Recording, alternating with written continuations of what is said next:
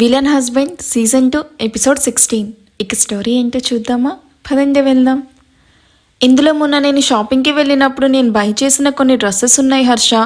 ఇప్పుడు అవన్నీ నీ ముందే ట్రై చేస్తా, అవి నాకు ఎలా ఉన్నాయో నువ్వు రేటింగ్ ఇవ్వాలి అని చెప్తూ ఉన్న మాయా వైపు చూస్తూ, హో అంతేనా, నేను ఇంకా ఏదో అని భయపడ్డా అని రిలాక్స్ అవుతూ, ఇంతకీ ఏం డ్రెస్సెస్ అవి?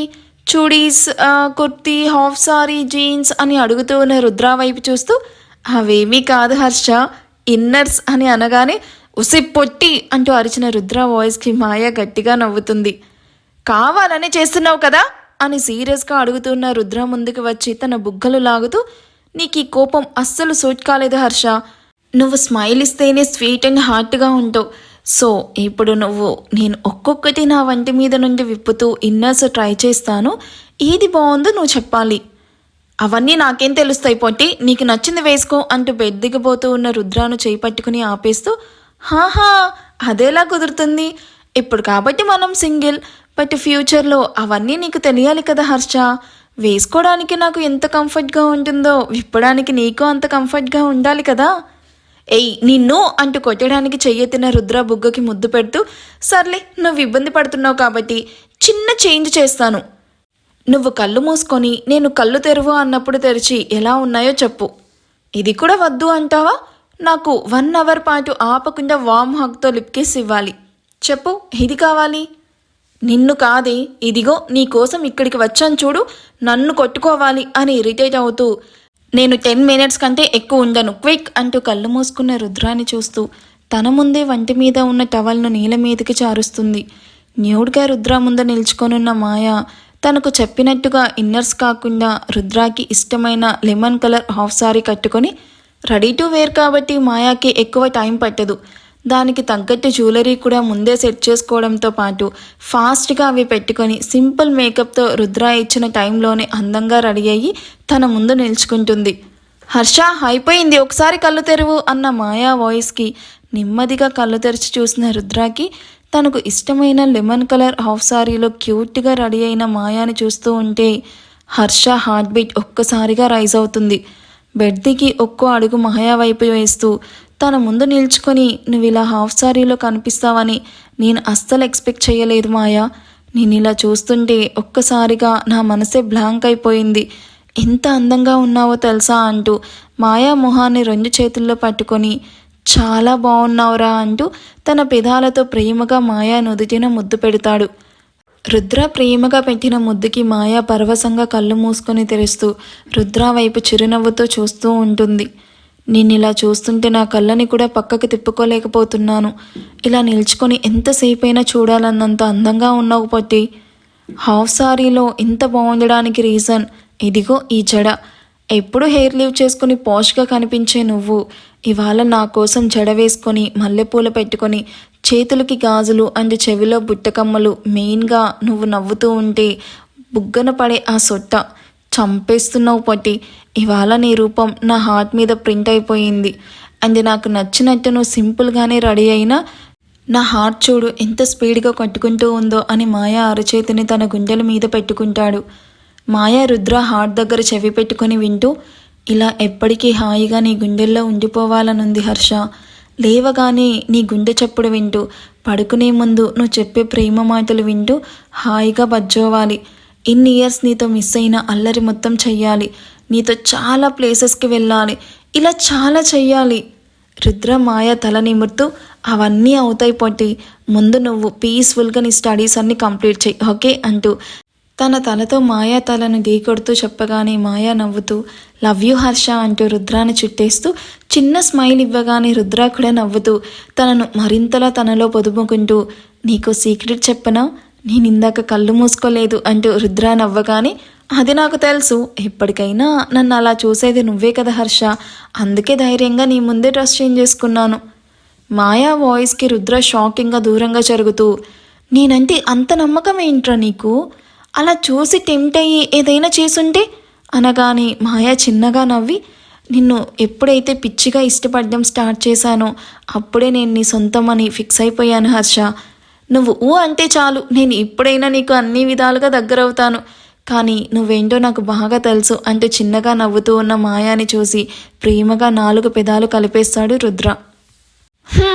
ఇప్పటి వరకు స్వీట్ కపుల్ మధ్య ఏం జరిగిందో చూసాం కదా, ఇప్పుడు హాట్ కపుల్ దగ్గరికి వెళ్దాం పదండి. ఇంతకీ వీళ్ళు ఏ పొజిషన్లో ఉన్నారో ఏంటో. జై ఆద్య గుండెల్లో మొహాన్ని అదిమి పెట్టుకుంటూ నాలుకతో లేక్ చేస్తూ ఆద్యాలో కొత్త సరిగమలు పలికిస్తూ తనను మాటలు రాని శిలలాగా చేస్తాడు. అమ్మాయిలతో ఎలా ఉండాలో తెలిసిన మగతనం జైది. జై చేస్తున్న పనులకి తడి ఆరిపోతూ ఉంటే వేగంగా శ్వాస తీసుకుంటూ ఏం జరుగుతుందో అర్థమవ్వకుండానే జై కంట్రోల్లోకి వెళ్ళిపోయిన అమాయకత్వం ఆద్యాది. జై నెమ్మదిగా ఆద్య బ్లౌజ్కి ఉన్న ఒక్కో హోక్స్ నోటితో విప్పుతూ పూర్తిగా ఆద్య నుండి బ్లౌజ్ దూరం చేస్తాడు. గుప్పిట దాటి బయటకు ఉప్పొంగుతూ ఉన్న వాటిని అరచేత్తో పట్టుకొని గట్టిగా నొక్కగానే స్పృహలోకి వచ్చిన ఆద్య కోపంగా తన మీద ఉన్న జైని పక్కకి తోసి ఫాస్ట్గా వాష్రూంలోకి వెళ్ళిపోతుంది. అది చూసిన జై తనేం చేయబోతున్నాడు గుర్తు చేసుకుని తల పట్టుకుంటాడు. ఛా, ఏంటిది ఇలా చేయబోయాను? లేదు, ఇప్పటి నుంచి కొంచెం కంట్రోల్లో ఉండాలి. ఇది బయటకు వచ్చేసరికి నేను ఇక్కడే ఉంటే నన్ను చంపినా చంపేస్తుంది అని కామ్గా అక్కడి నుండి కిందకి వెళ్ళిపోతాడు జై.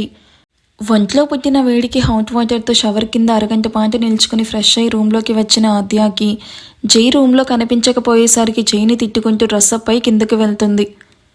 ఇంకా మీరు టెంపుల్కి వెళ్లకుండా ఏం చేస్తున్నారు? అమ్మో, త్వరగా టెంపుల్కి వెళ్ళేసి రండి అంటూ స్టెప్స్ దిగుతూ ఉన్న ఆద్య, అలాగే ఆఫ్టర్నూన్లోగా వచ్చేసేయండి, మీకోసం నేను లంచ్ రెడీ చేస్తాను. ఇప్పుడు మాత్రం దర్శనం అయ్యాక మీరు బ్రేక్ఫాస్ట్ చేయాలి. సో ఇక స్టార్ట్ అవ్వండి. ఓకే మామ్, వెళ్ళొస్తామంటూ ఏదో వెతుకుతూ ఉన్న జై వైపు చూస్తూ హలో వెళ్దామా అని అడుగుతూ ఉన్న ఆద్యతో, వెయిట్ ఆద్య, నా మొబైల్ కనిపించడం లేదు, నైట్ ఎక్కడో పెట్టేశాను అని వెతుకుతూ చెప్తూ ఉన్న జై వాయిస్కి ఆద్య శైలు కూడా మొబైల్ కోసం వెతుకుతూ ఉంటారు.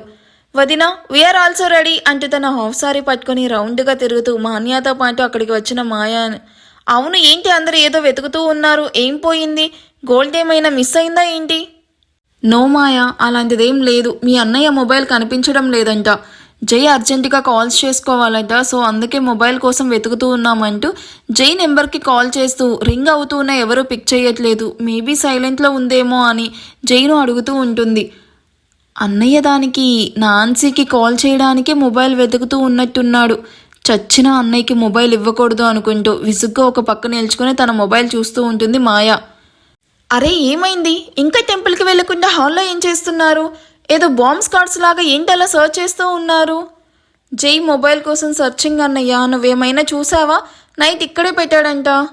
ఆద్య వాయిస్కి రుద్ర కాసేపు ఆలోచించి, చూసా ఆద్య, నైట్ మాయాకి ఏదో కాల్ వస్తే తనే అటెండ్ చేసి మాట్లాడింది, అప్పుడే నేను లాస్ట్ చూడడం, తర్వాత నేను చూడలేదు. రుద్ర చెప్పింది విన్న జై కోపంగా మాయా వైపు చూస్తూ ఉంటే, నన్ను అడ్డంగా బుక్ చేసేశాడు వీడు, వామ్మో అన్నయ్య కొట్టేలా చూస్తున్నాడు అనుకుంటూ, అవును కదా మర్చిపోయాను, నైట్ నీ ఫ్రెండ్స్ ఎవరో కాల్ చేస్తే నేనే మాట్లాడి నా రూమ్లో పెట్టేశాను, జస్ట్ 2 మినిట్స్ అన్నయ్య అంటూ ఫాస్ట్గా రూమ్లోకి వెళ్ళి జైకి మొబైల్ ఇవ్వగానే జై దాన్ని కోపంగా తీసుకుని బయటకు నడుస్తాడు. జైను ఫాలో అవుతూ ఆద్య, మాన్య, అమర్ వెళ్ళాక వెనకే వెళ్తూ ఉన్న రుద్రాను కోపంగా చూస్తూ మాయా కూడా వెళ్తుంది. ఎన్నిసార్లు కాల్ చేస్తూ ఉన్న నాన్సీ కాల్ లిఫ్ట్ చేయకపోయేసరికి ఏంటిది మొబైల్ నాట్ రీచబుల్ అని వస్తుంది, వాట్ హ్యాపెన్ అని ఆలోచిస్తూ ఉన్న జైకి అందరూ బయటికి రావడం చూసి టెంపుల్లో దర్శనం అయ్యాక నాన్సీ దగ్గరికి వెళ్ళాలి అని ఫిక్స్ అవుతాడు. 3 జంటలు కూడా మంచిగా అమ్మవారి దర్శనం చేసుకుని కాసేపు గర్భగుడిలో ప్రశాంతంగా కూర్చొని ప్రసాదం తిని అప్పుడే ఇంటికి వెళ్ళి చేసేది మాత్రం ఏముంది అని రుద్ర, అమర్ జైను బలవంతంగా లాక్కొని మాల్కి వెళ్తారు. వీళ్ళకి తెలియని విషయం ఏంటంటే నాన్సీ మూడీగా ఉందని మంజుష కూడా తనని బలవంతంగా షాపింగ్కి తీసుకుని వచ్చి ఉంటుంది. Nancy, I want to talk with you అంటూ నాన్సీ నెంబర్కి టెక్స్ట్ చేస్తూ పక్కకు చూసిన జైకి సారీస్ చూస్తూ కనిపిస్తుంది నాన్సీ. తనని చూసి హ్యాపీగా ఫీల్ అవుతూ కాల్ వచ్చినట్టు యాక్ట్ చేస్తూ మీరు వెళ్ళండి నేను కాల్ మాట్లాడి వస్తాను అంటూ అటుగా చూసిన జైకి నాన్సీ కనిపించదు. అరే ఇక్కడే ఉండాలి కదా, ఈలోపే ఎక్కడికి వెళ్ళింది అని నాన్సీను జై వెతుకుతూ ఉంటే జైను చూసిన నాన్సీ తన నుండి తప్పించుకుంటూ వంగి వంగి అక్కడి నుండి బయటకు వెళ్ళడానికి ట్రై చేస్తూ ఉన్న నాన్సీ ఎదురుగా వచ్చి నిల్చుకుంటాడు జై.